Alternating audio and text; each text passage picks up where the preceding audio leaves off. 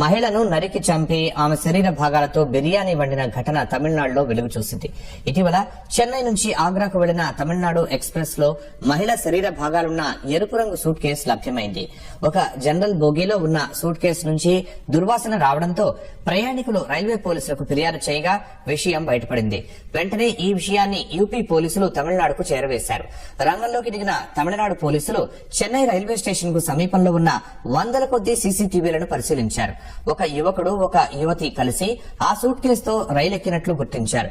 Suit కేసును రైల్లో వదిలేసి వారు గూడువాంజేరి ప్రాంతానికి వెళ్లినట్లు తెలుసుకున్నారు. నిందితుల ఇంట్లోకి వెళ్లి చూడగా ఇల్లంతా రక్తపు మరకలతో పాటు మైదా పిండితో సీల్ చేసిన బిర్యానీ పాత్ర కనిపించింది.